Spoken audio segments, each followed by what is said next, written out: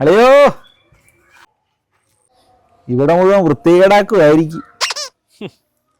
സമ്പത്തുകാലത്തു തൈപത്തു വെച്ചാൽ ആപത്ത് കാലത്ത് കാപത്ത് തിന്നാമെന്നല്ല അളിയാ. ആ പത്താക്കുന്നതിനാ മൊത്തം തിന്നു. എന്താ അളിയാ വിശേഷിച്ചു? അളിയ ഞാൻ അവളെ കൊണ്ട് മടുത്തു. ഞാൻ ഇവിടെ കൊണ്ട് നിർത്താൻ പോകും. അതിന് അവക്കെന്താ അളിയാ ഒരു കുഴപ്പം? അവക്ക് ഒരു കുഴപ്പവും ഇല്ല. ഇന്നലെ എനിക്ക് പൊരിഞ്ഞ തലവേദന. സാമാന്യ മര്യാദയ്ക്ക് ഞാൻ പറഞ്ഞ ആ കോടാലിൽ തൈല് ഒന്നെടുത്തോണ്ട് താടി. അവള് കേട്ട ഭാഗം വയ്ക്കുന്നത് അവൾ നേരെ കയറി അങ്ങ് പോയി. എൻ്റെ പൊന്നളിയ, ഇതൊക്കെയാണ് വലിയ കാര്യം. അവക്ക് വീട്ടിൽ വേറെ ഒരുപാട് ജോലിയില്ലേ? അളിയൻ്റെയും പിള്ളേരുടെയും കാര്യം നോക്കാൻ തന്നെ ഒരുപാട് സമയം വേണം. ഇതൊക്കെ അളിയന് തന്നെ എടുത്താൽ പോരെ? അത് പോട്ടേന്ന് വെക്കാം. അളിയ ഇന്നലെ തന്നെ മീൻകറി വെച്ചിട്ടുണ്ടല്ലോ, ഉപ്പ് കൊണ്ട് വായി വെക്കാൻ മേലെ. എൻ്റെ പൊന്നളിയ, ഒരു ശകല ഉപ്പ് കൂടിപ്പോയെങ്കിലേ ഒരു ഇച്ചിരി ചോറെടുത്ത് ഉരുളയാക്കിയിട്ട് ആ കറിക്കകത്തിട്ടാലും അത് ഉപ്പ് വലിച്ചെടുത്തോളൂ. ഇതൊക്കെ ബേസിക് അറിവല്ലേ അളിയ?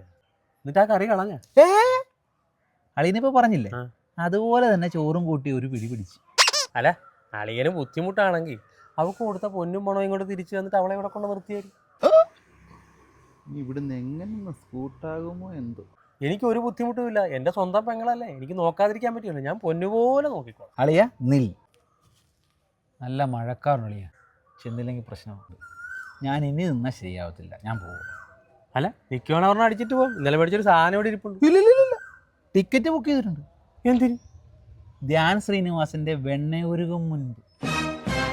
അത് നല്ലതാ.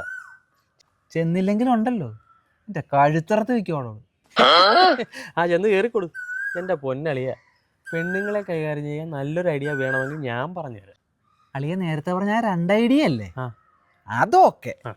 പക്ഷെ ഈ പെണ്ണുങ്ങളെ കൈകാര്യം ചെയ്യാൻ പറഞ്ഞ ഐഡിയ ഉണ്ടല്ലോ, അത് നോ വർക്കൗട്ട്. ചെല്ലി ഞായറാഴ്ച അവളെയും പിള്ളേരും കൂട്ടി വാ. ശരി, ഓക്കെ. ശരി. പൊണ്ണത്തടിയനെ എന്തിനു കൊള്ളാം, തെക്കേ പുറത്തൊരു തൂണിന് കൊള്ളാം.